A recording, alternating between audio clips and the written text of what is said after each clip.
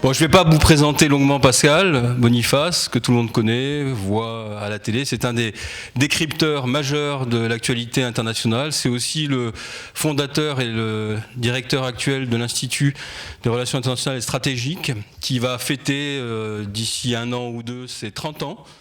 30 ans d'âge d'une institution qui aujourd'hui est reconnue internationalement, qui est plus qu'un think tank, c'est une école, c'est un centre de recherche.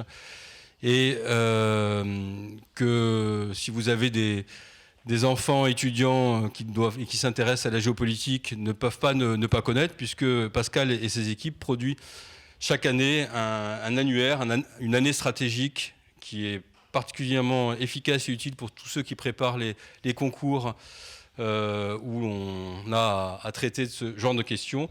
Et son dernier ouvrage, Les relations internationales expliquées à tous, comprendre le monde. Donc si vous aviez encore quelques doutes ou quelques interrogations majeures sur le monde, c'est cet ouvrage qu'il faut lire en priorité. Pascal a également une autre corde à son arc qui l'a rendu doublement célèbre, c'est sa passion du sport, et particulièrement d'un sport, le foot. Et il est même à l'origine d'un courant aujourd'hui de pensée autour d'une géopolitique du sport, et qu'il développe également dans plusieurs de ses ouvrages.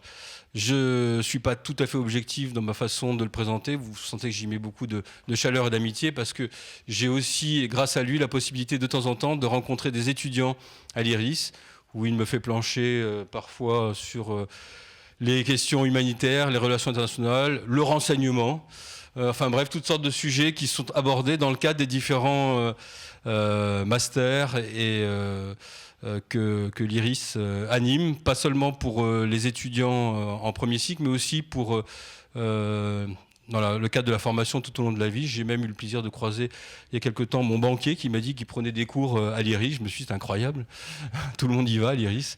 Voilà, donc l'Uchronie, je suis comme vous, je ne sais pas ce que c'est. Je sais simplement que Pascal va se livrer à un exercice intellectuel de haute voltige devant vous qui consiste à imaginer un futur qui s'inspire d'un passé qui n'a pas existé pour mieux comprendre le présent. Bon courage.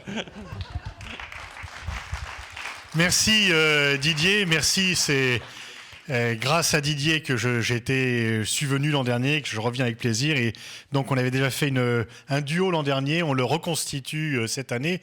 Et pour dire effectivement la qualité des cours enseignés à l'IRIS, le fait d'avoir des professeurs comme Didier Lebret témoigne de cela. En fait, quand le thème de cette année de philosophie avait été fixé, l'histoire, j'ai bien sûr planché, qu'est-ce que je dois trouver de malin pour essayer de légitimer le fait que je sois invité, parce que sinon quand même c'est un peu compliqué. Et en fait, Didier a un peu levé le voile. Cette idée de conférence sur l'Uchronie est à la fois liée au football et liée au cours à IRIS Sup. Au football parce que en fait en foot on n'arrête pas de refaire le match sans cesse, et 33 ans après, il y a encore des gens qui pensent que si les poteaux à Glasgow, lors de la finale, Bayern-Munich Saint-Etienne avaient été ronds et non pas carrés, Saint-Etienne aurait gagné. Donc on refait constamment le match et on se plaint encore de tel arbitre, si Schumacher avait été exclu, si Zidane n'avait pas donné le coup de boule, etc. Et donc constamment on refait le match, et c'est ça qui est formidable au football, c'est qu'on peut refaire le match et que ça permet de boire des coups, de discuter, etc.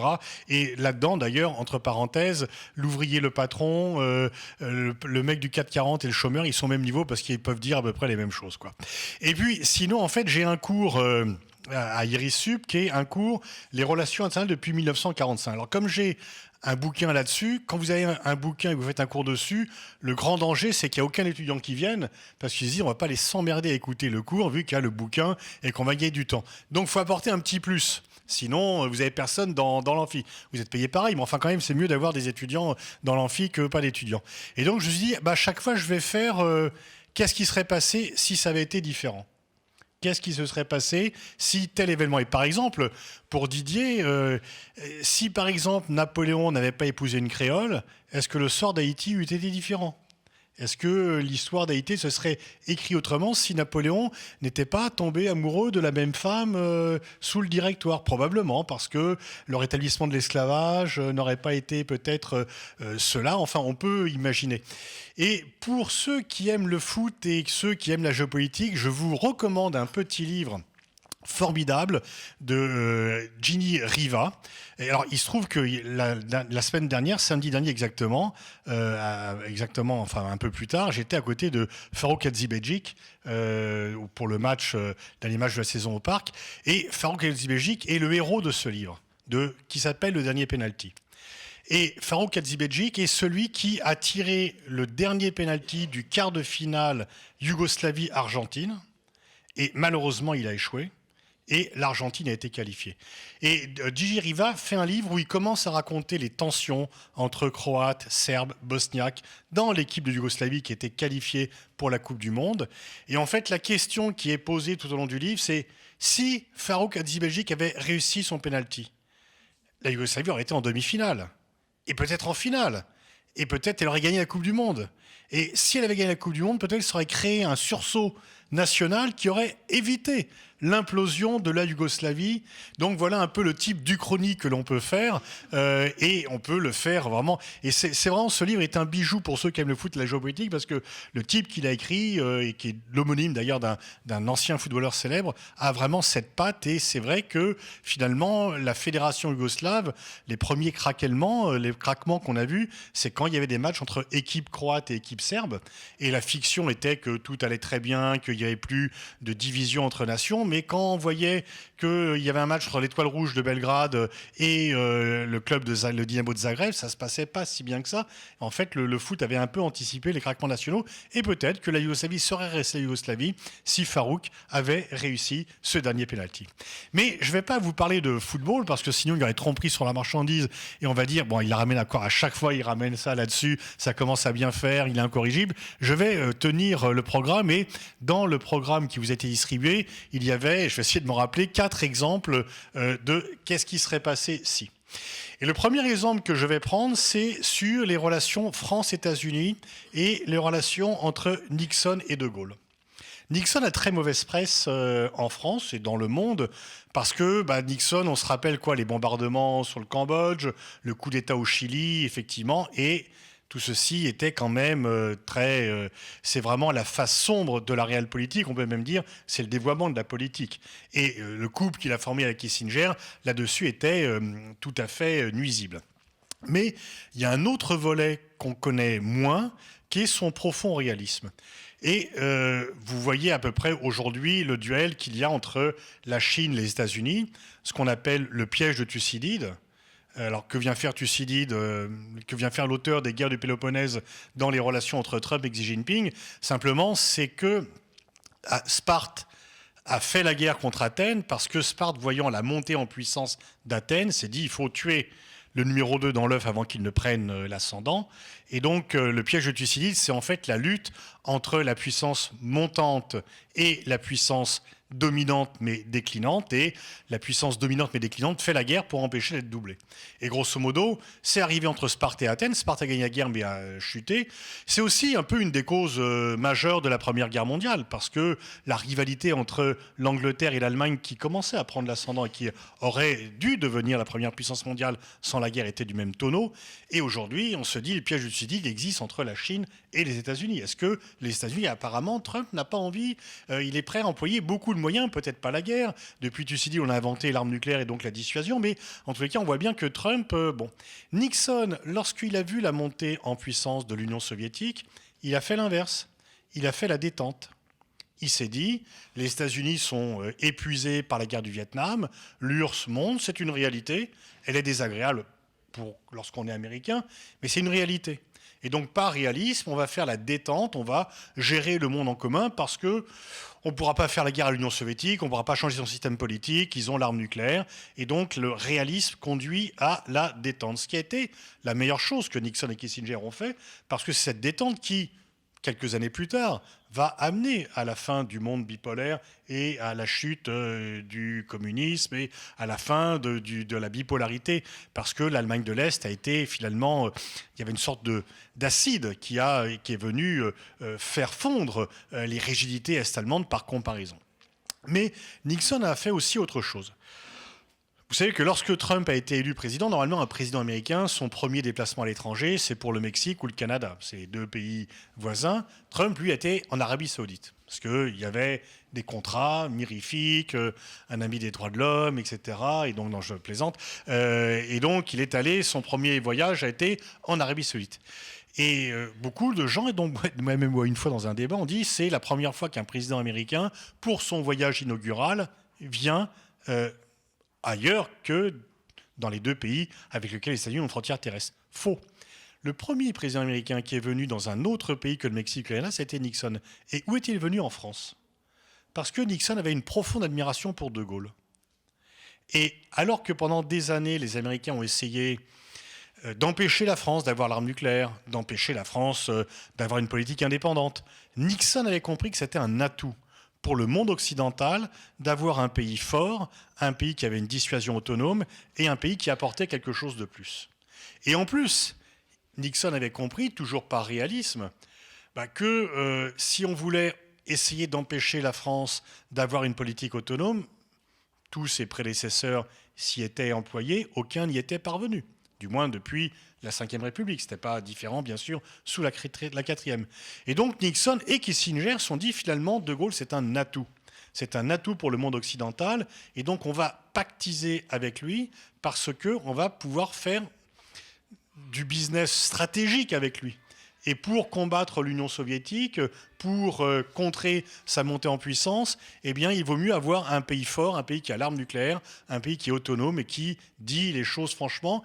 Et les oppositions, le fait que l'on ait pendant des années Eisenhower, au tout début, qui avait refusé les avances de Gaulle pour faire un triumvirat à la tête de l'OTAN, puis ensuite Kennedy, puis Johnson, le fait d'avoir voulu à chaque fois contrer la France en faisant des clashs, n'avait fait que antagoniser un peu plus les relations franco-américaines.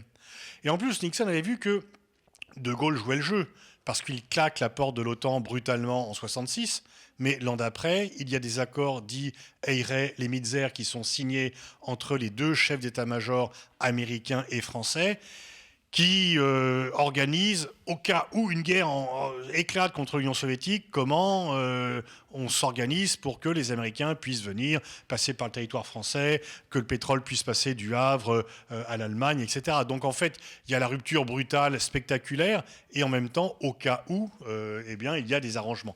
Donc Nixon avait compris tout cela. Et donc en fait, il y avait une très forte alliance qui commençait, et la nature des relations franco-américaines aurait été tout à fait différente si De Gaulle était resté au pouvoir, sauf que pour des raisons qui n'ont rien à voir avec les États-Unis, il fait le référendum sur le Sénat et sur les régions, et que pour la première fois, on a expérimenté le fait que quand on pose un référendum, les électeurs répondent à une autre question que celle qui est posée, parce que personne n'avait pas grand-chose à faire du Sénat, mais qu'il y avait une fatigue de Gaulle, mai 68, etc. Le jeu de pouvoir, il n'avait pas compris les derniers événements. Mais du coup, on peut penser que si De Gaulle avait été un peu plus loin dans son second mandat, Nixon, lui, va être emporté dans la tourmente du Watergate 4 ans plus tard. Eh bien, les relations franco-américaines n'auraient jamais été celles qu'elles sont, celles qu'elles ont été, et peut-être même que l'OTAN n'aurait jamais été ce qu'il est aujourd'hui. Parce qu'aujourd'hui, l'OTAN, c'est une organisation dirigée par les Américains, où ils ont tous les pouvoirs et où les Européens se mettent au garde à vous quand les Américains ont décidé, parce que c'est la tradition finalement américaine de dire on a des supplétifs. Trump pousse le bouchon un peu loin, mais finalement, il ne fait que dire brutalement ce que tous ses prédécesseurs ont pensé. Le couple Nixon-De Gaulle aurait pu réinventer l'OTAN pour en faire un véritable partenariat stratégique.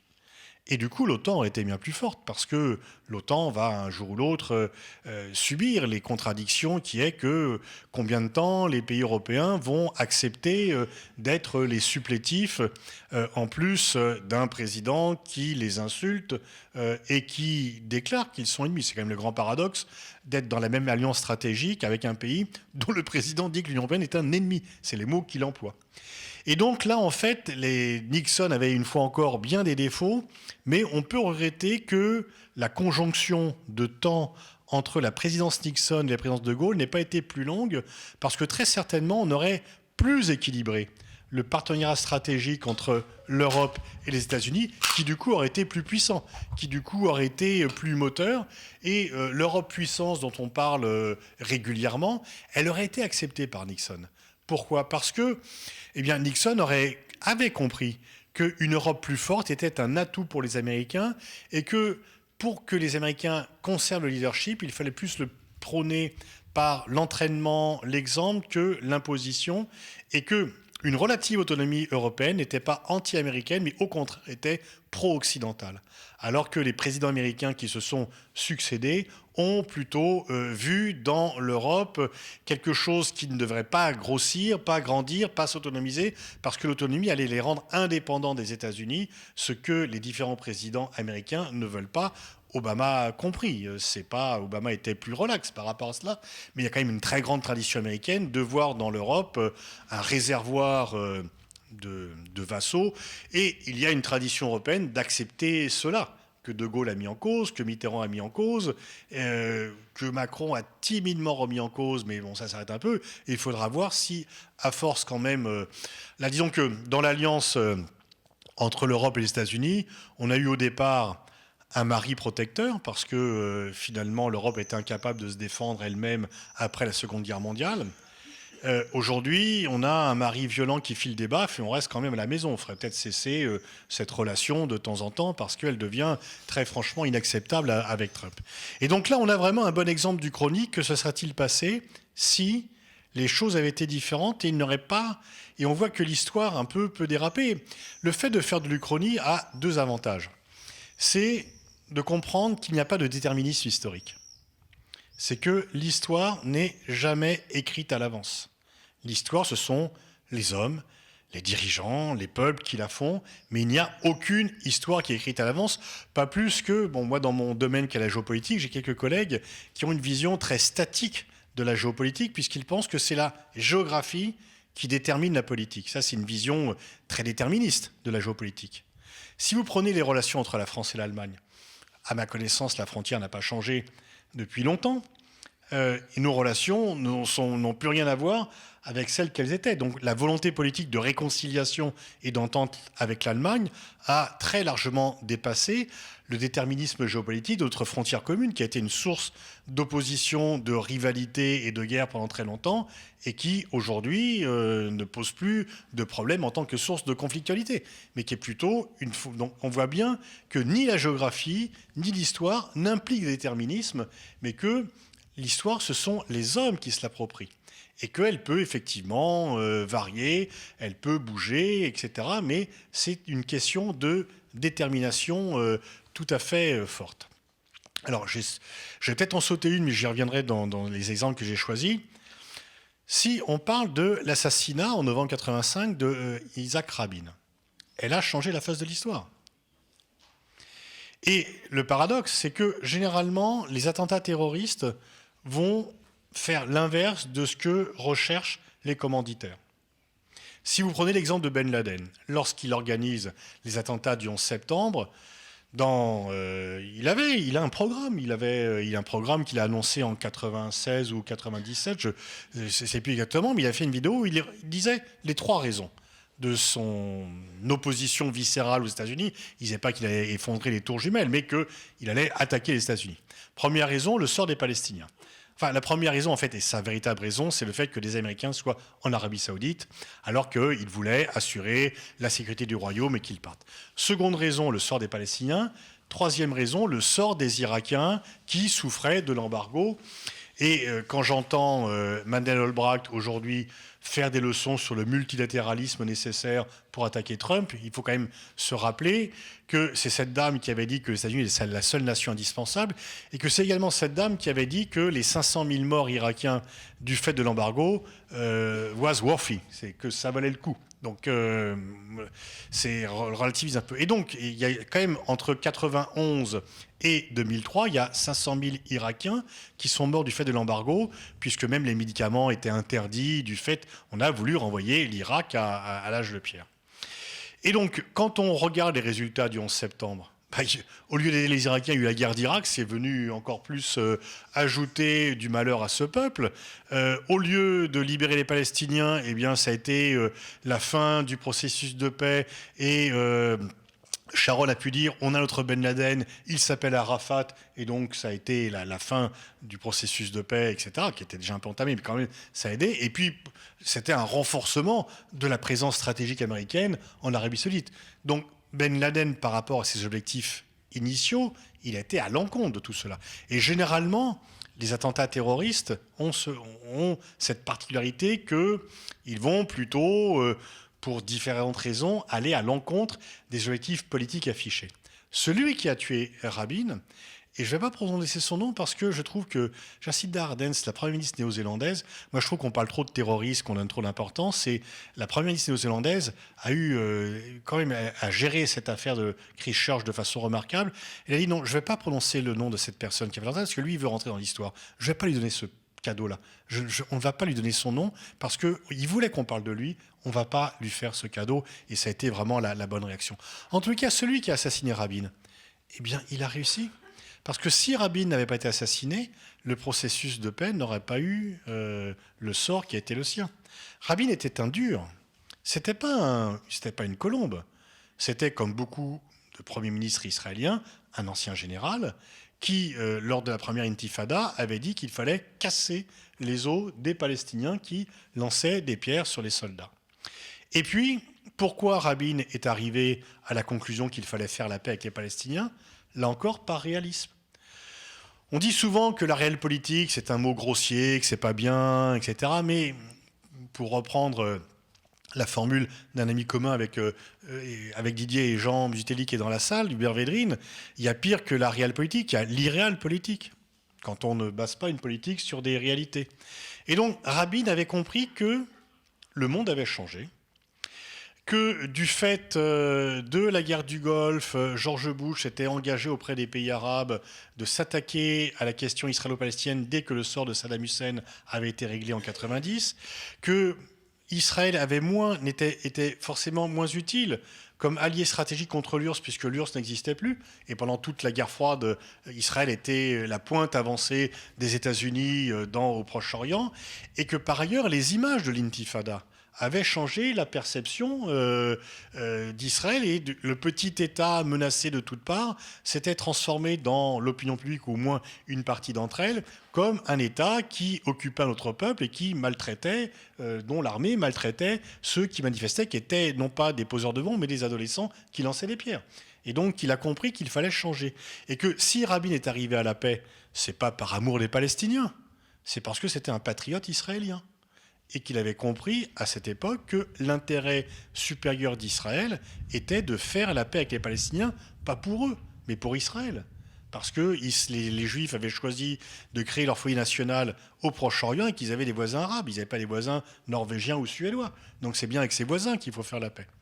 Et donc Rabin avait compris cela de façon très clairvoyante, et quand il a été assassiné, et il faut se rappeler, enfin c'est quelque chose quand même qui paraît incroyable, c'est que quand les accords d'Oslo sont signés, donc avec Rabin, Peres et Arafat, vous avez des adolescents palestiniens qui vont offrir des fleurs aux soldats israéliens. Qui se rappelle de cela ? Qui peut imaginer cela aujourd'hui ? Donc là aussi, d'ailleurs, une fois encore, ça veut dire qu'il n'y a pas de déterminisme historique. C'est que Israéliens et Palestiniens ne sont pas faits pour faire la guerre. Ils font la guerre, parce que même si c'est un conflit larvé, ils sont en opposition. Mais ce n'est pas une malédiction génétique. C'est les circonstances politiques, les choix politiques qui ont été faits par les uns et par les autres qui les amènent à cela. Mais ce n'est en rien un déterminisme qui fait que nécessairement, comme les uns sont juifs et les autres sont arabes, ils doivent se faire la guerre. Ils peuvent se faire la guerre, mais ils peuvent faire la paix. D'ailleurs, ils ont fait la paix. Et quelqu'un qui était contre ce processus l'a fait dérailler, parce qu'une fois que Rabin est assassiné, c'est Pérez qui prend la suite. Mais Pérez, justement, il est considéré comme une colombe, ce qui est un énorme inconvénient, parce qu'il n'a pas la légitimité de Rabin pour faire la paix avec le camp adverse. Personne n'allait... Enfin, si, j'allais dire, personne n'a accusé Rabin. Vous savez que la veuve d'Yitzhak Rabin, Léa, a toujours refusé de serrer la main de Sharon et de Netanyahou, qu'elle a accusé d'être responsable moraux, de l'assassinat de son mari, parce qu'il y avait des campagnes où on voyait Rabin déguisé en nazi, etc. Il était accusé de trahir l'idéal de son pays. Et Pérez, lui, qui est considéré comme une colombe, il doit réagir un peu par la force. Et donc, il va aller... Et du coup, par rapport à Netanyahou, qui va pour la première fois devenir Premier ministre, il y a des affrontements au Liban. Pérez va choisir de généraliser l'affrontement. Mais les électeurs israéliens vont se dire, non, s'il faut un affrontement, on va quand même voter pour le dur que pour le mou. Parce qu'il va plutôt... Alors que Rabin, certainement, n'aurait pas fait cela. Et de circonstance en circonstance, finalement, effectivement, celui qui a assassiné Rabin a réussi à faire ce qu'il voulait faire, à faire dérailler le processus de paix, puisque de processus de dégradation en dégradation, d'engrenage en engrenage, on en est arrivé à cette situation aujourd'hui où la paix, personne n'y croit. Et beaucoup disent, est-ce qu'elle est encore possible ? Enfin, du moins, est-ce que ce qui a été les prémices d'Oslo, 2 États vivant en paix côte à côte, est-ce que par rapport au grignotage territorial, c'est encore possible ? Beaucoup en doutent. Alors, je vais reprendre mon papier, parce qu'il y avait un 3e exemple, et j'ai oublié, c'est pas ça. Oula. Ah, il faut toujours avoir les antisèches, quand... Mais c'est... Je me rappelle du dernier exemple. Cette preuve de l'Uchronie, elle est volatile. Voilà. Elle peut disparaître rapidement. Ah, voilà, merci. Okay. Alors, merci. Bon, voilà. Si l'idée de l'invasion de l'Afghanistan par l'URSS, c'est vraiment une idée complètement irrationnelle, prise par des gens très rationnels. L'Afghanistan a toujours été le terrain du grand jeu, d'abord, entre... Les Anglais, ils se sont cassés les dents. Les Soviétiques, ils se sont cassés les dents. Quand les Américains ils sont arrivés en 2001, ils ont dit, oui, mais les autres, ils étaient nuls, etc. Et là, c'est la plus longue guerre que les États-Unis n'ont jamais menée de leur existence. Et ça va se terminer comment ? Par un accord avec les talibans. Donc là, les Américains, et rappelez-vous, quand entre 2006 et 2012, on nous disait il faut que l'armée française reste en Afghanistan, il y va du sort des femmes. Bon, on ne fait jamais la guerre pour... le but des guerres n'est pas la libération de la femme, la guerre c'est autre chose. Mais en tout cas, là donc, comment va se terminer la guerre d'Afghanistan ? Bon, ouais. Non, c'était vraiment l'argument fallacieux mis en avant pour cacher l'autre chose. Et là, ça va se terminer comment ? Un accord entre les États-Unis et les talibans. Les États-Unis vont se retirer parce que Trump veut juste éviter qu'il y ait un hélicoptère pour prendre le drapeau sur l'ambassade comme au Vietnam, mais les talibans vont reprendre le pouvoir. Bon. Mais quand l'URSS envahit l'Afghanistan, qu'est-ce qui s'est passé au départ ? Eh bien, l'Afghanistan, c'était un pays neutre. Il y avait un roi, un pays neutre, et un pays neutre, disons un peu comme la Finlande, dont la diplomatie, l'économie était, enfin libérale, capitaliste, disons, mais enfin féodal capitaliste, si on peut dire. À l'époque, il y avait, vous voyez les photos de Kaboul, il y avait des jeunes filles en mini-jupe à Kaboul, au lycée français et ailleurs. C'est bon. T'as pas été prof là-bas à l'époque, non, bon. Et donc, en 78, le Parti communiste afghan fait un coup d'État, vire le roi. Et les Soviétiques, ils sont désespérés parce que le roi leur allait très bien. Ils n'avaient pas besoin d'un pays communiste très féodal, etc. Ils savaient qu'ils avaient... Bon.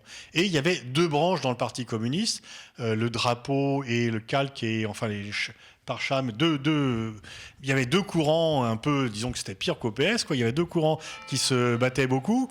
Et les Soviétiques se rendent compte qu'ils vont perdre le pouvoir. alors qu'ils allaient très bien avec un roi neutre, pro-soviétique, qui dans les enceintes diplomatiques votait avec l'URSS, etc., ils se disent, ils se déchirent ces deux factions, Parcham et Kalk, ces deux factions du Parti communiste se disputent le pouvoir, ils vont perdre le pouvoir. Et donc, ils font une intervention militaire. Pourquoi ? Parce que la théorie de l'Union soviétique et du communisme, c'est que l'irréversibilité du communisme. Si un pays est communiste, il ne peut pas revenir en arrière. Le communisme, c'est l'expansion naturelle, d'abord dans un seul pays en 17, nouveaux gains territoriaux ensuite, après la Seconde Guerre mondiale, et puis ensuite un peu en Afrique, Angola, Mozambique et en Afghanistan. Mais l'Afghanistan, c'était un petit pays peu peuplé, très retardé économiquement, très retardé sur bien des points, à part la capitale Kaboul. Et donc, il n'y avait aucun intérêt d'y aller. Mais au nom de l'irréversibilité du communisme, les Soviétiques ont fait une intervention, dont le coût a été énorme, parce que ça a été leur Vietnam. Ça a été leur Vietnam, et il y a eu quand même 12 000, 13 000 morts, mais surtout, c'est que l'URSS a perdu à ce moment-là le bénéfice moral qu'elle avait depuis la fin de la Seconde Guerre mondiale, parce que par rapport au tiers-monde, l'URSS était le pays qui défendait les pays du tiers-monde par rapport aux néocoloniaux européens ou aux impérialistes américains. Et donc là, en s'attaquant à un tout petit pays faible, pauvre, eh bien, l'URSS perd ce bénéfice, donc elle va notamment avoir un coût important humain, financier, mais également un coût moral, parce que tous les pays musulmans vont devenir encore plus anti-soviétiques qu'ils étaient, mais surtout, je ne sais pas combien de temps, on va peut-être un petit peu attendre, Généralement, c'est quand je suis à la maison que je fais sonner les cloches, mais là...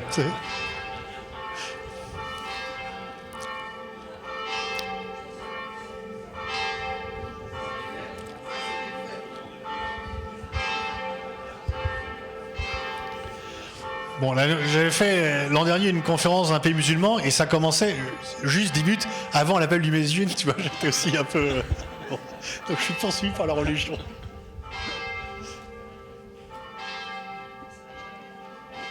Ça a l'air de se calmer. Et donc, donc l'URSS a perdu un bénéfice diplomatique, une image formidable qu'elle avait, et en même temps elle s'est engluée dans cette guerre qui lui a coûté très cher parce qu'elle a été prise au piège. Et que les États-Unis ont été très affaiblis par la guerre du Vietnam. L'URSS a été également affaiblie. Et donc, en fait, le grand paradoxe, c'est que Gorbatchev est arrivé au pouvoir pour tirer le bilan de cela, notamment. Et le grand paradoxe, c'est que, au nom de l'irréversibilité du communisme, l'URSS s'est lancée dans une guerre qui est venue accélérer sa propre chute. Et si elle avait laissé l'Afghanistan, les deux factions du Parti communiste se battre entre elles, l'Afghanistan aurait restauré la monarchie.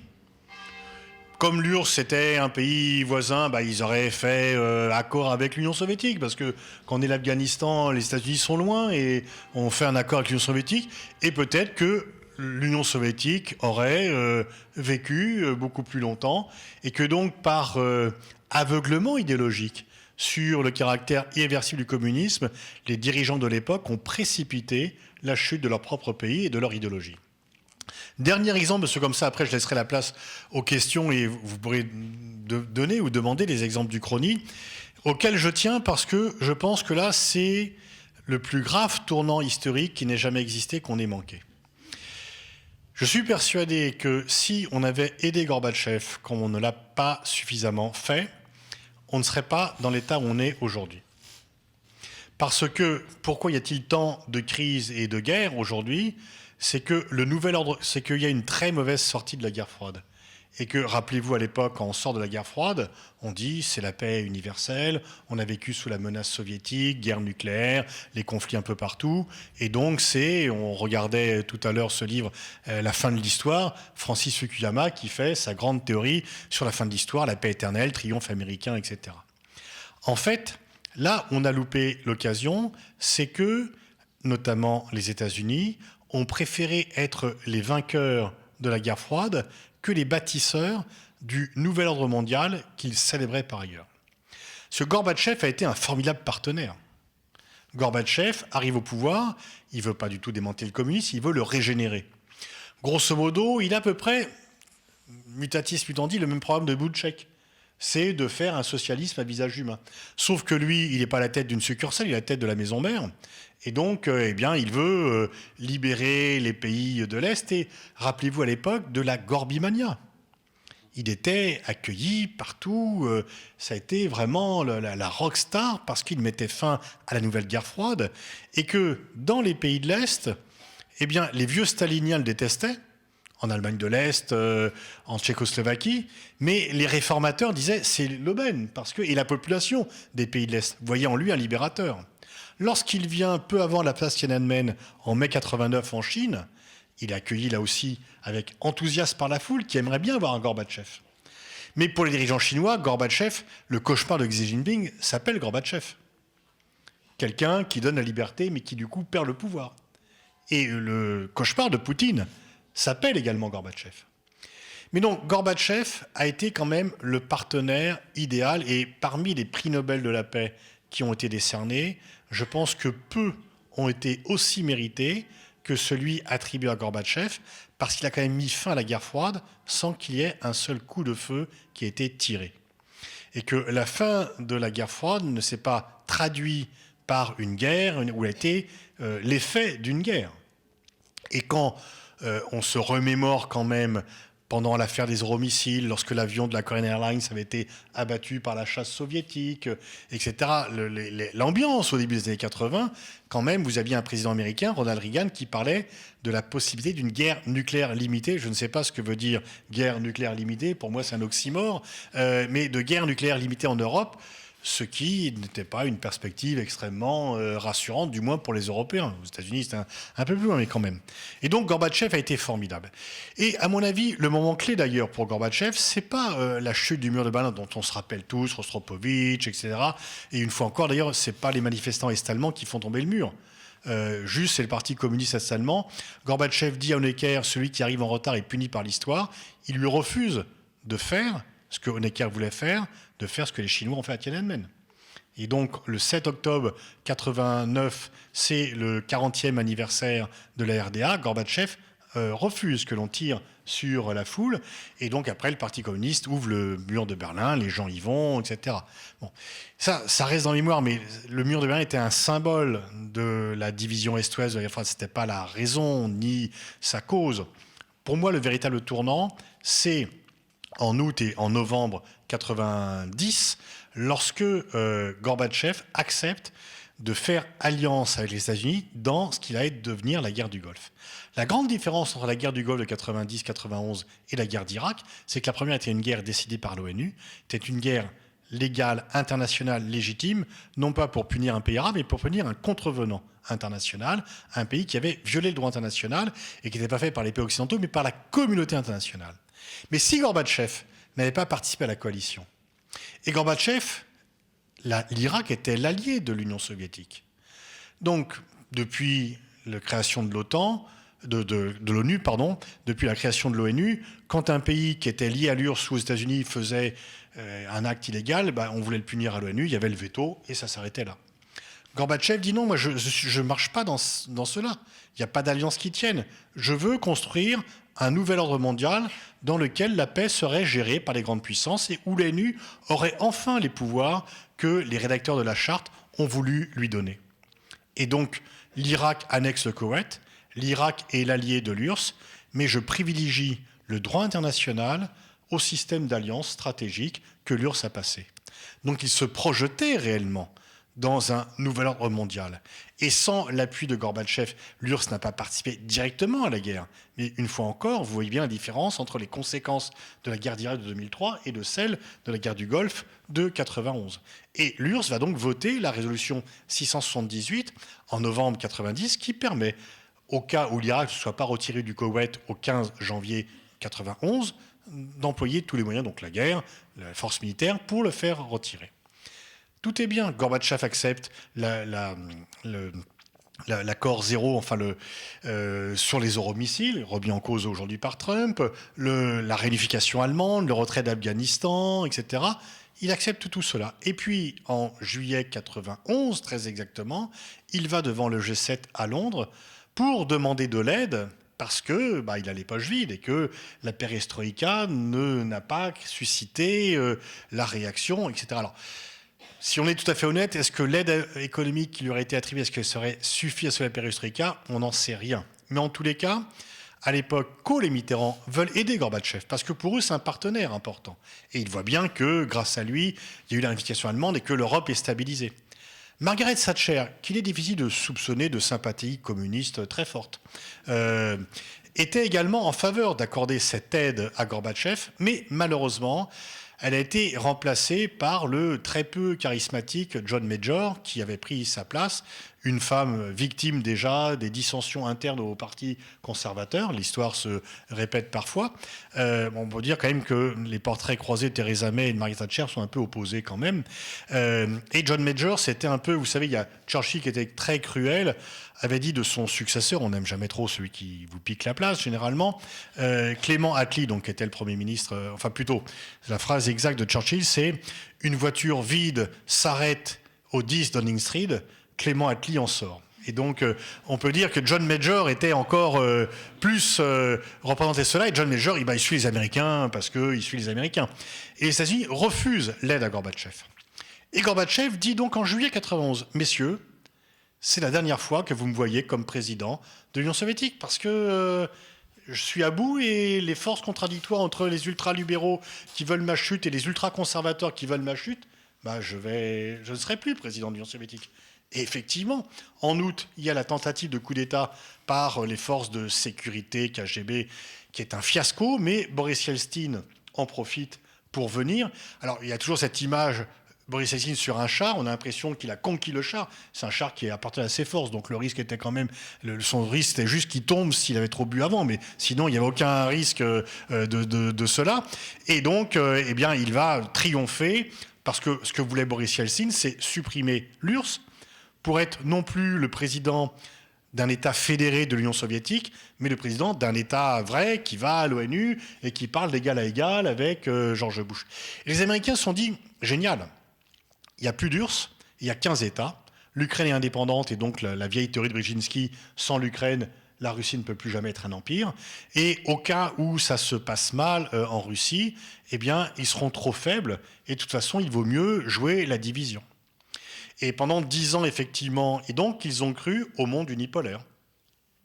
Le monde bipolaire disparaît, 2 moins 1 égale 1, et donc on a un monde unipolaire. Sauf que quand Poutine prend le pouvoir, il dit pas de ça, etc., et que lui va restaurer, et on ne peut pas expliquer l'hostilité de Poutine et des Russes au monde occidental par la décennie noire, qui a été pour la Russie quand même une diminution de 50% du PIB.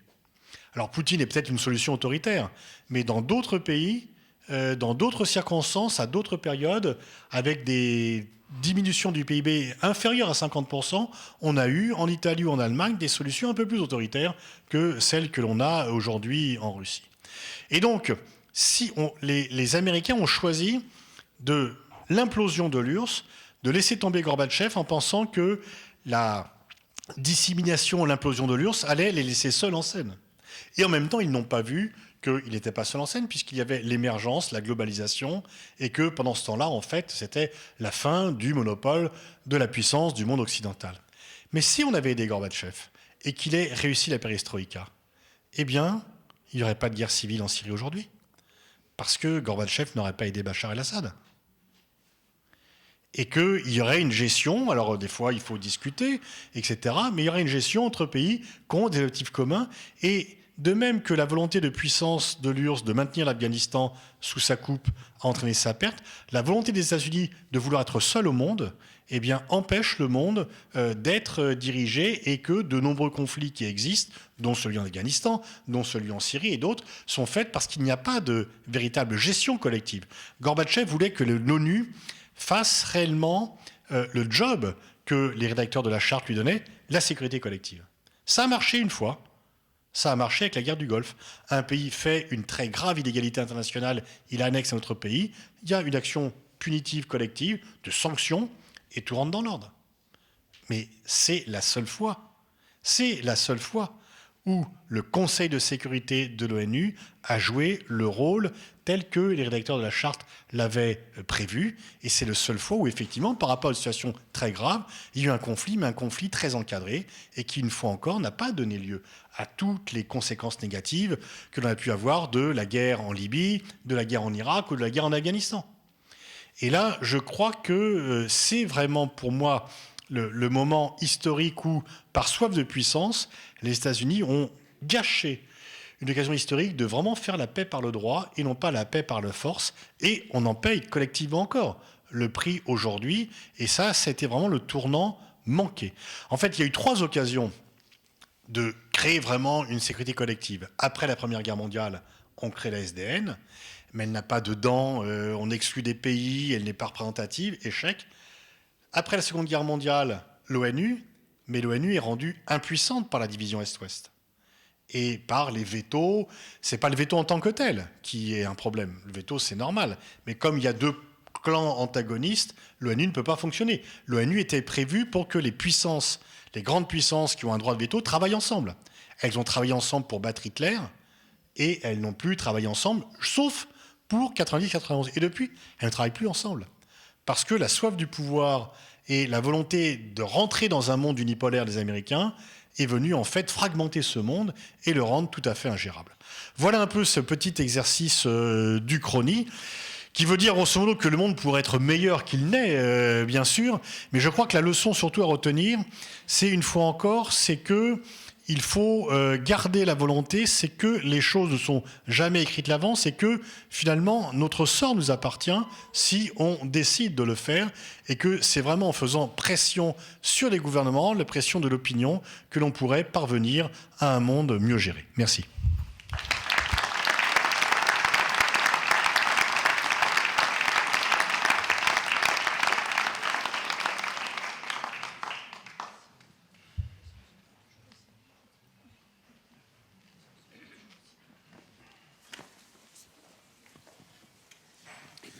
Vous ne pensez pas qu'en ce qui concerne le problème israélo-palestinien, que c'est la mauvaise conscience occidentale liée à la Shoah qui empêche la communauté internationale de prendre des mesures radicales qui permettraient de régler le problème comme elle l'a fait pour l'Afrique du Sud ?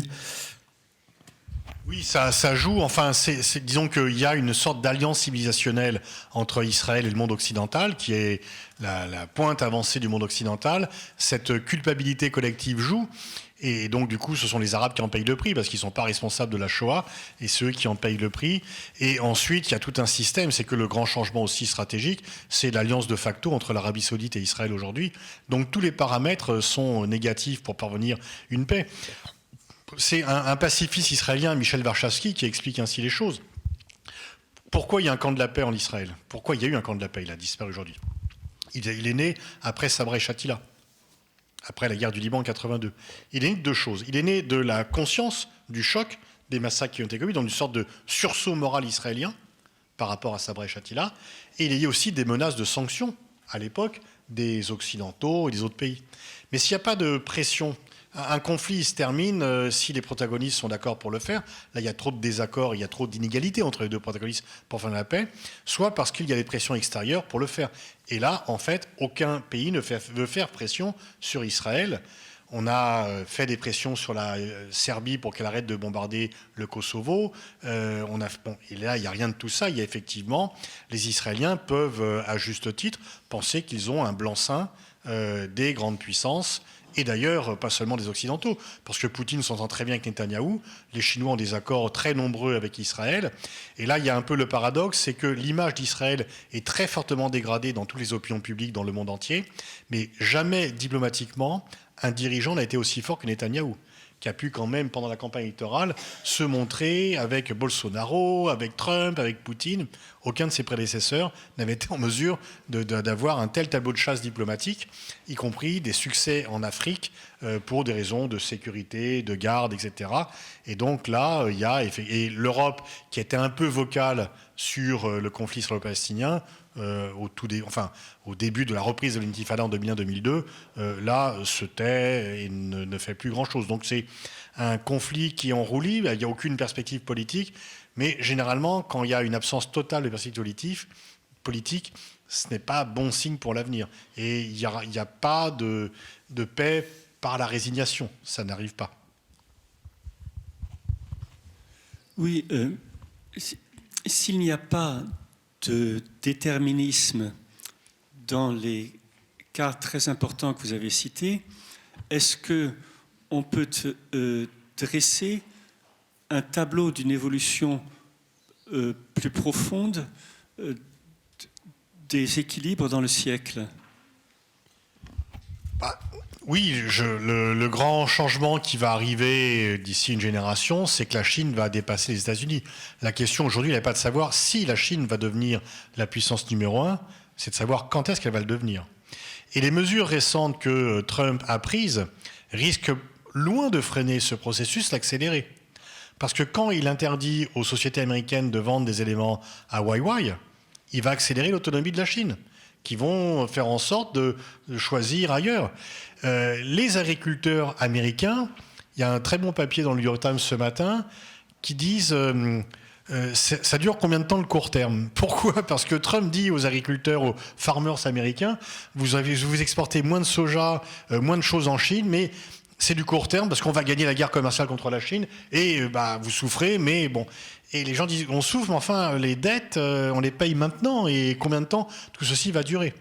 Donc je pense qu'il y a, à mon avis, deux grandes évolutions, génial, deux grandes évolutions majeures, plus que la fin du monde bipolaire. La première, c'est la fin du monopole occidental sur la puissance. Aujourd'hui, les Occidentaux, qui ont été habitués à dominer le monde pendant 5 siècles, ne sont plus en mesure de le faire. Et s'ils ne le saisissent pas, ils vont accélérer cela. Deuxième élément, c'est qu'aujourd'hui, l'ensemble de l'humanité est politiquement active. C'est que partout dans le monde, y compris dans les pays autoritaires, vous avez des sociétés civiles, des opinions publiques. Sauf en Corée du Nord, disons, peut-être 3 exceptions, Corée du Nord, Rwanda, Érythrée. On dit que la Chine est une dictature. Ce qui m'amuse beaucoup, c'est que des types qui étaient maoïstes sous Mao présentent la Chine comme dictature. Je pose la question, vaut-il mieux être chinois aujourd'hui que pendant Mao Tse-tung? Bon. Il y a quand même 700 millions d'internautes en Chine. Bien sûr, c'est censuré, etc., mais ils sont. Il y a 100 ou 120 millions de Chinois qui sont partis prendre des vacances à l'étranger cette année. Mais ils reviennent en Chine. Ils ne demandent pas l'asile. Sauf ceux qui vont à Saint-Émilion. Une fois qu'ils ont goûté à l'art de vivre français. Mais donc, auparavant, les dissidents, quand ils partaient, ils ne revenaient pas. Ils n'étaient pas 120 millions. Et donc, bien sûr, je ne dis pas que la Chine est une démocratie, attention, mais on est passé d'un système totalitaire dans lequel, en fait, sous Mao, dans un couple, personne n'osait dire ce qu'il pensait du régime. Parce que c'était divorce express.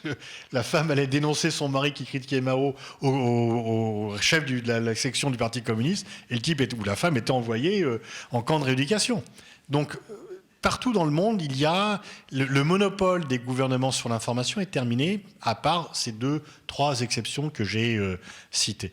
Et l'autre évolution, donc, c'est effectivement, de même que les États-Unis ont dépassé la Grande-Bretagne au XXe siècle, que la Grande-Bretagne avait dépassé la France au XIXe, que la France avait dépassé l'Espagne au XVIIIe, la Chine va dépasser, et plutôt dans la première moitié, les États-Unis au XXIe siècle.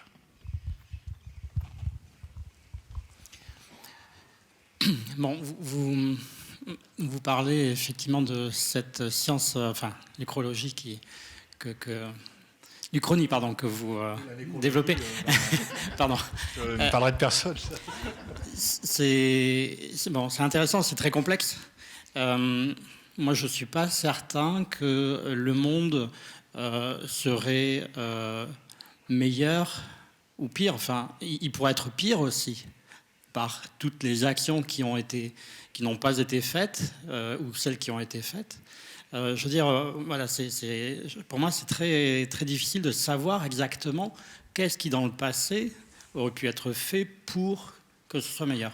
L'exemple des États-Unis qui n'ont pas soutenu Gorbatchev à un certain moment, Effectivement, mais je crois que les États-Unis ne veulent pas la paix. C'est pas leur leitmotiv fondamental. C'est pas la paix. Eux, ce qu'ils aiment, c'est vendre des armes, faire la guerre, etc. C'est dans leur ADN. Excusez-moi, s'il y a des Américains ici, mais je suis convaincu que c'était écrit d'avance. Il y a beaucoup de choses qui sont écrites d'avance, et c'est peut-être parfois des questions de temps, mais je pense qu'il y a il n'y a pas de hasard dans la vie. Et je fais partie de ceux qui pensent que, quelque part, la chance, ça se provoque. Et voilà, on avance. Alors ça, c'est vrai à l'échelle individuelle, et c'est aussi vrai, à mon avis, à l'échelle des peuples. Et vraiment, la question qui me vient à l'esprit, c'est celle-ci, c'est par rapport au changement climatique dont on nous parle, bien évidemment, depuis longtemps. Et on a du mal à agir, malgré ça, malgré cet événement qui arrive et qui sera un événement historique dans quelques années, qui sera une réalité choquante. Que fait-on? Que font les peuples? Que font les gouvernements? Que faisons-nous à titre individuel? Alors ça bouge un peu, hein, bien évidemment, mais pour moi, pas suffisamment vite, et il faut qu'on avance davantage. Alors on sait ce qui va se passer, là, c'est-à-dire qu'il n'y a pas de problème de vision que vous avez identifié. Effectivement, à un moment donné, il y a des gens qui n'ont pas été suffisamment visionnaires pour faire des choix particuliers et orienter l'histoire dans le bon sens. Là, on a la vision, on a tous collectivement, mais on n'agit pas. Mais oui, mais donc, pardonnez-moi, vous vous contredisez. Si on n'agit pas, ça veut dire qu'on peut faire des choses. Et que l'histoire n'est pas écrite à l'avance. Et qu'il n'y a pas un ADN qui est fait. Et donc votre conclusion est plutôt un appel à la mobilisation, qui veut dire qu'on n'est pas les témoins passifs de l'histoire qui se déroule sous nos yeux, on peut être les acteurs. Bon, on peut, effectivement, l'Uchronie fait qu'on ne sait jamais ce qui aurait pu se passer, pas plus pour les poteaux. Si ça se trouve, la balle ne serait pas rentrée quand même, et Bayern aurait quand même gagné. Et donc, on peut refaire l'histoire. Moi, je reste persuadé que le monde serait différent si Gorbatchev et ses successeurs avaient tourné... Là-dessus, je ne suis pas d'accord avec Pascal, je pourrais vous dire pourquoi. Bon, d'accord. Mais, bon, ensuite, par rapport aux États-Unis, c'est la même chose. Si l'élection de 2000 se passe d'une façon différente, on peut dire, par exemple, s'il n'y a pas fraude, si la Cour suprême décide pas d'arrêter le recompte des voix dans un État dont le gouverneur est le frère du candidat, qui a empêché beaucoup de Noirs et de Chicanos de voter, qui aurait plutôt voté pour... bon, si Al Gore est élu président, le 11 septembre a lieu quand même. Parce qu'il était programmé, et que pour Ben Laden, Al Gore, George Bush, c'est vraiment Paris. Par contre, je pense que la guerre d'Irak de 2003 n'aurait pas eu lieu. Parce qu'Al Gore n'aurait pas eu la même réponse. Et il ne se serait pas fait... Je ne sais pas si certains d'entre vous ont vu ce film qui est sorti cette année, Vice, qui montre la façon dont Dick Cheney a manipulé George Bush. C'est formidable. Bon. Et disons que Al Gore était, ce qui n'est pas très compliqué, un peu plus... neuroné que George Bush. Et il ne serait pas fait manipuler comme cela par l'entourage. Donc il n'y a pas la guerre d'Irak si Al Gore est élu. Et que les États-Unis auraient pris un tournant vert beaucoup plus fort, puisque Al Gore était embringué là-dessus. Alors pour revenir sur le réchauffement climatique, vous avez raison. Il y a un accord général pour dire que c'est la principale menace qui pèse sur l'humanité. C'est vraiment un accord. Ce qui est un peu dommage, c'est qu'il y a deux personnes qui ne pensent pas ça. Ils sont deux importants, c'est Bolsonaro et Donald Trump. Et que l'un est à la tête de l'Amazonie et l'autre de la première puissance mondiale. Mais les Chinois, pendant très longtemps, se sont dit climat, on s'en fout. Nous, ce qui compte, c'est produire, sortir. Et maintenant, les Chinois disent, ah oui, il faut quand même qu'on fasse attention parce qu'on ne peut plus respirer dans Pékin, ça va tuer notre attractivité, c'est en fait une source de croissance, etc. La Chine est restée dirigée par le Parti communiste. C'est les mêmes gens, et ils sont passés d'une indifférence totale par rapport au climat à un militantisme forcené en faveur de la protection. Donc les choses peuvent changer. Mais je suis d'accord avec vous pour dire que par rapport à ce qui est une urgence climatique forte, la communauté internationale dans son ensemble ne fait pas assez par rapport aux défis qui nous sont posés et qui pèsent sur nous. Juste une question. Vous avez expliqué tout à l'heure que Nixon avait bénéficié de l'expérience de ses prédécesseurs pour, en gros, pactiser avec De Gaulle. De votre point de vue, est-ce qu'un individu a un rôle, un pouvoir tel que, par exemple, si Nixon avait gagné en 60 contre Kennedy, est-ce qu'il aurait agi de telle sorte qu'au bout du compte, De Gaulle n'aurait pas quitté l'OTAN? Non, parce que le Nixon de 60 n'était pas l'accident de 69. Et que son échec et l'expérience qu'il a vécue l'a aussi changé. Parce qu'en 60, c'est un faucon anticommuniste forcené, il était plutôt macartiste. Et c'est plutôt les voyages qu'il a faits après sa défaite qui ont changé sa perception du monde.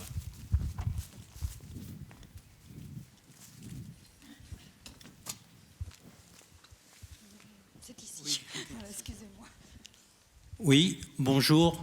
Voilà, j'avais une question à vous poser dans ce monde globalisé, avec une géopolitique tourmentée.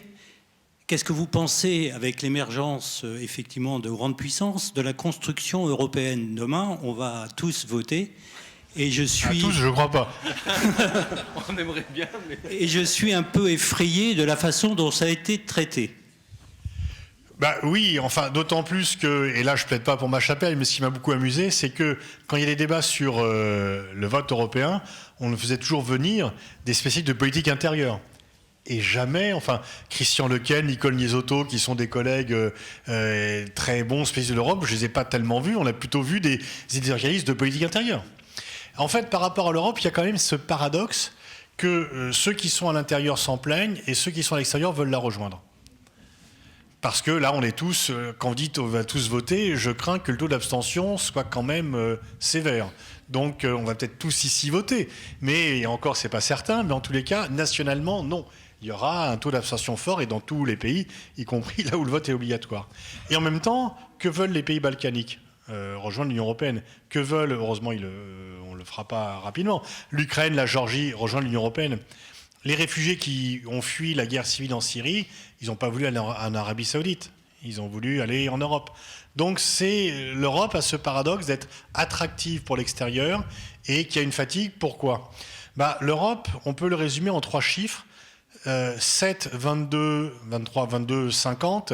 7% de la population mondiale font 22% du PIB mondial et font 50% des dépenses sociales mondiales. Si vous êtes malade en Europe, ce n'est pas la même chose que si vous êtes malade aux États-Unis.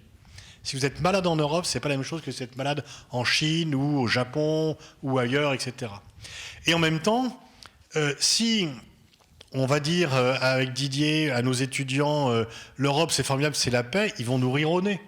Parce que pour eux, c'est comme si on leur dit l'Europe c'est génial, c'est l'électricité et l'eau chaude. Ils vont dire oui, mais ça on l'a depuis longtemps. Donc il n'y a pas de nouveau récit européen. Il faut que l'Europe. Alors si l'Europe commençait à lutter contre les GAFA, contre la fraude fiscale, contre cela, elle montrerait son utilité.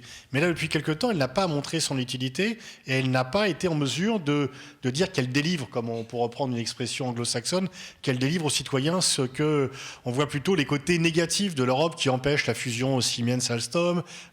Qui est une passoire, etc. Donc il faudrait recréer des objectifs comme cela. Est-ce que la nouvelle commission pourra le faire? Il y a quand même des choses qui se font un petit peu, mais qui ne sont pas suffisamment perceptibles, sérieuses ou visibles. Tu m'autorises à compléter, Pascal? Non, sur l'Europe, moi, ce qui me frappe, c'est qu'il y a aussi un malentendu de départ. Beaucoup de pays qui ont rejoint l'Union européenne après l'effondrement du mur de Berlin penser en réalité d'abord sécurité. Je ne dis pas que le projet européen libéral, les valeurs de l'Europe, les droits de l'homme, ça les motivait pas. Il y a eu toute une partie de la société civile de ces pays qui était à la pointe du combat pour sortir de l'emprise soviétique. Mais ce qu'ils voulaient, c'était d'abord la sécurité, le parapluie de l'OTAN. Mais qu'est-ce qu'ils ont réalisé très vite? Si vous regardez quelque chose dont on parle peu dans le débat aujourd'hui européen, c'est qu'il y a une hémorragie démographique dans la plupart des pays d'Europe de l'Est. La Roumanie a perdu 15% de sa population, idem pour la Bulgarie, ils sont même à plus. Ils sont pas morts, hein, je vous rassure, ils sont partis. Ils sont partis ailleurs, ils sont partis, pour la plupart d'entre eux, en Union européenne.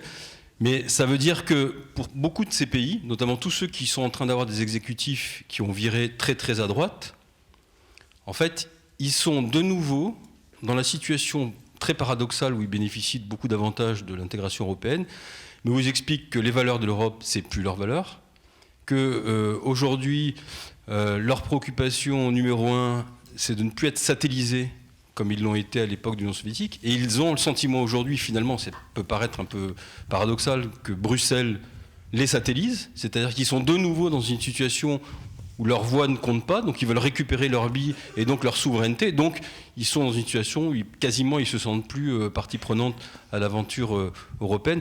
Donc c'est vrai que l'Europe, nous on la voit de notre fenêtre, on la voit de France, mais on ne voit pas à quel point elle est différente selon qu'on est à Tallinn, à Riga, à Madrid ou à Budapest. Et c'est vrai que sur Budapest, si on regarde la perception que nous, on a à juste titre d'un régime qui s'est quand même considérablement endurci, il y a quasiment plus d'opposants, etc. Mais comment font ces gens pour être populaires chez eux? Comment Orban, il arrive à être si populaire? Mais il y arrive parce qu'il a ressuscité, tout simplement, non pas seulement les démons, mais il a ressuscité quelque chose qu'on a trop vite oublié en Europe, c'est l'histoire. Et c'est notre sujet aujourd'hui. L'histoire de quoi? L'histoire que le peuple magyar, il a toujours revendiqué une espèce de suprématie à l'échelle de l'Europe, tantôt associée aux Autrichiens, tantôt seul. Mais en tout cas, il y a une chose qu'il n'a jamais pu saquer, c'est les Turcs d'à côté. Et ça ne le rend pas impopulaire, bien au contraire. Mais nous, on ne le voit pas parce que on a perdu un peu le sens du temps long, mais beaucoup de ces nations, elles, s'inscrivent dans la durée. Et c'est un peu, je veux dire, on manque à la fois d'horizon, de projets, mais aussi on manque, je trouve singulièrement, de sens de l'histoire dans l'Europe.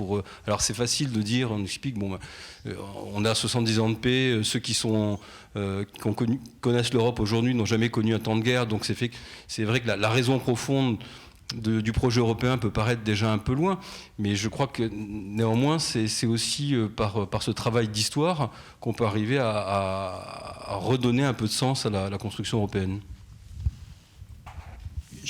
En fait, c'est l'aspect économique qui est une chose, mais on voit bien, par exemple, sur les t-shirts que portent tous les intervenants, ici, il y a marqué « L'histoire se répète et la bêtise aussi ».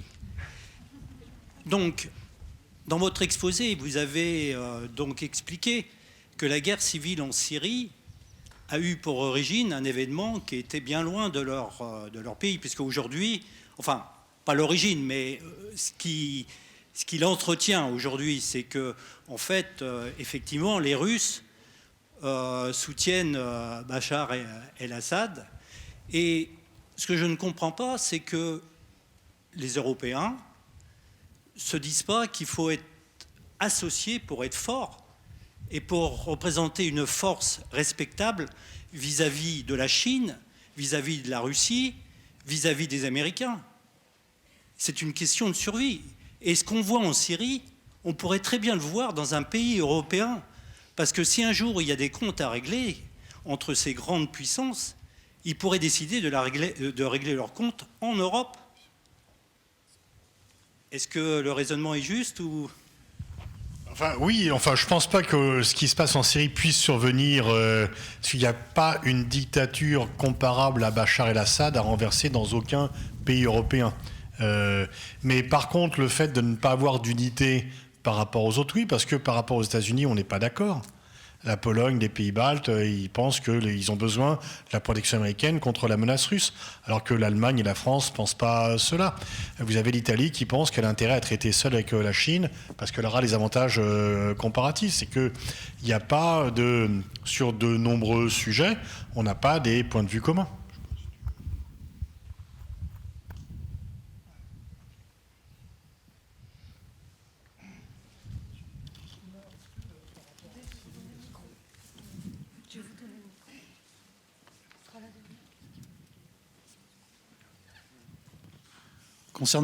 Concernant la Syrie, justement, l'intervention, est-ce que l'absence d'intervention d'Obama, intervention pour laquelle il s'était engagé d'ailleurs par rapport au bombardement chimique, est-ce que ce n'aura pas une incidence considérable par rapport au sort de ces pauvres Syriens bombardés à longueur de journée par le Bachar? Oui, alors là, on peut faire une autre chronique. Qu'est-ce qui serait passé si la Syrie a été bombardée? Là, vous avez vraiment deux écoles.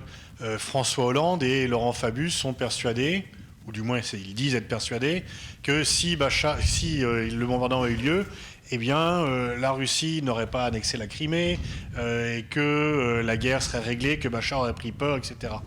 Moi, j'y crois pas du tout. On serait rentré dans un autre cycle. Parce que il y a eu des bombardements sur la Syrie. Trump a envoyé 40 missiles. Bachar est toujours au pouvoir. Donc les bombardements ne suffisent pas. Il aurait fallu une intervention terrestre. L'intervention terrestre, quand même, on sait à peu près ce que ça donne. Donc moi, je suis persuadé que... je pense par contre que les Syriens payent le prix à la fois de la guerre d'Irak et de l'intervention en Libye. Parce que les Russes n'auraient pas la même attitude si on ne les avait pas, un peu dupés en Libye. On a dit non, on veut juste protéger la population et après on fait un changement de régime. Mais je ne crois pas honnêtement, mais bon, d'autres sont persuadés du contraire, que les bombardements qui avaient été promis par Obama, s'ils avaient eu lieu, auraient, avec seulement ces bombardements, changé le sort de la guerre sans intervention terrestre. Et les interventions terrestres dans le monde arabe, jusqu'ici, n'ont pas donné lieu vraiment à de grandes réussites.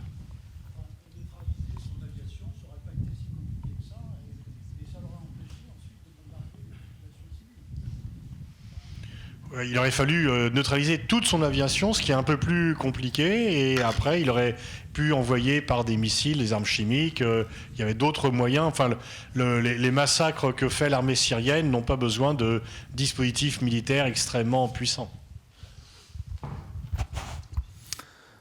C'est effectivement passionnant de découvrir, ou tout au moins de réaliser qu'on peut... comprendre pourquoi certains événements sont passés et comment ils auraient pu ne pas se passer. Est-ce que l'Uchronie est utilisée? Est-ce qu'il y a des outils qui peuvent découler de cette façon d'analyser l'histoire qui pourraient éventuellement être utilisés pour les États, pour les politologues, pardon?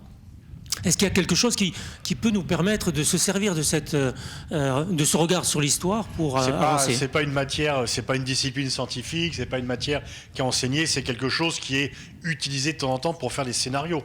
Mais il n'y a pas, c'est pas une discipline en tant que telle, non. Mais bon, souvent, je veux dire, on fait ça dans notre vie quotidienne. Qu'est-ce qui serait passé si on avait pris une autre décision? Et bon. Et donc on peut le faire à l'échelle individuelle comme à l'échelle des États et des grands blocs géopolitiques. C'est surtout un exercice qui est utile, je trouve, quand il faut pondérer des facteurs. Ça permet de voir quel a été éventuellement le facteur qui aura été déterminant. Donc de ce point de vue-là, c'est utile. Et après, ça présente aussi, je trouve, l'intérêt. Ce que disait Pascal tout à l'heure, c'est que ça montre aussi que certains facteurs peuvent à un moment faire la différence, et donc ça doit donner, je dirais, un peu plus peut-être de conviction aux décideurs quand il faut s'agir, quand il faut vraiment prendre une décision et agir sur le réel, ne pas être dans un sentiment un petit peu permanent d'impuissance en se disant de toute façon rien ne changera rien. Si.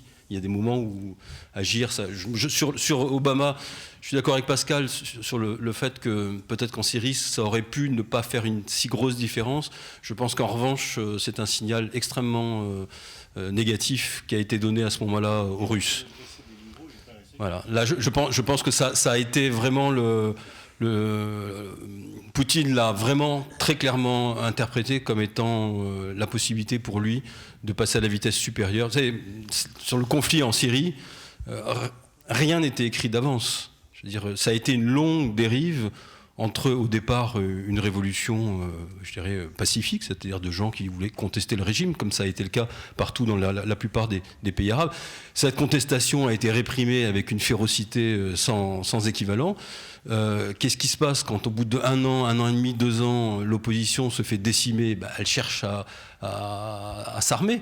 Donc pour s'armer, elle est obligée de passer des alliances. Et d'alliance en alliance, on a assisté à une dérive vers ce qui est devenu un véritable conflit intérieur armé, avec peut-être des alliances qui ont pu paraître contre nature entre ceux qui rêvaient vraiment d'une Syrie démocratique, libre, etc., et ceux qui avaient un autre agenda.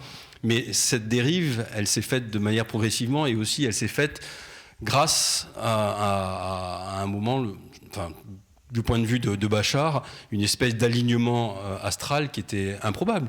Il y a eu plusieurs moments de bascule, y compris, ça on n'en a pas beaucoup parlé, mais le régime a failli dévisser un moment. À l'intérieur même du noyau dur du régime syrien, y compris dans les éléments quasiment de ses plus proches soutiens, le sentiment que ça allait partir en vrille. Et les Libanais n'arrivaient plus à faire, enfin en tout cas le Hezbollah n'arrivait plus à faire face, à fournir suffisamment de monde. L'Iran était à bout de souffle aussi sur cette... Donc c'est vraiment le moment où les Russes réalisent qu'ils peuvent y aller et qu'il ne se passera rien, qui mettent le paquet et qu'ils obtiennent à ce moment-là un avantage décisif sur le terrain. Donc de ce point de vue-là, effectivement, peut-être que les choses auraient pu se passer autrement. Mais bon, c'était un pays qui était aussi à bout de souffle. Les opposants avaient été réduits à la portion congrue. C'est compliqué de savoir ce qui aurait pu vraiment se passer. En tout cas, c'est un terrible gâchis. Ça, on en est tous conscients. Je crois qu'on a épuisé le champ des possibles. Encore une question. La dernière. La France est aujourd'hui la 5e, 6e puissance, 7e ? Alors pour vous, dans 5 ans, 10 ans, 15 ans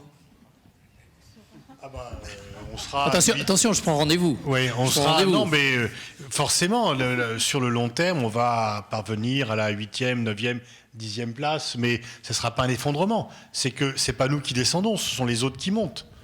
Donc... Non, mais et donc c'est ça l'émergence aussi.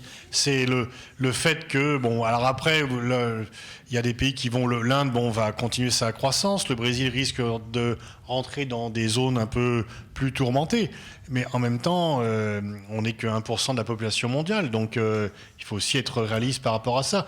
Mais je pense qu'il ne faut pas avoir d'angoisse excessive vis-à-vis de cela. C'est que d'autres se rattrapent mais on sera jamais une puissance moyenne au style 95e ou 96e puissance mondiale. Et on a toujours des spécificités particulière qui fait que l'on regarde la France d'un œil particulier dans le monde. Moi, je suis pas spécialiste d'une région, donc je me balade un peu partout dans le monde. À chaque fois, je vois bien qu'il y a une attente particulière sur la France. Si on prend le cas de la Chine, lorsque, en 90, le PIB français était 4 fois supérieur au PIB chinois. Aujourd'hui, il est 3 fois inférieur au PIB chinois. Donc oui. Mais pour les Chinois, la France compte toujours. Parce qu'on est membre permanent du Conseil de sécurité, qu'il y a plein de dossiers en cours, qu'on a l'arme nucléaire, qu'on a une force militaire qui peut être projetée, et qu'on est l'un des pays majeur de l'Union européenne, qui est un ensemble qui compte. Donc la France n'est plus la première puissance mondiale, très clairement, mais elle reste toujours un acteur majeur des relations internationales. Okay, merci.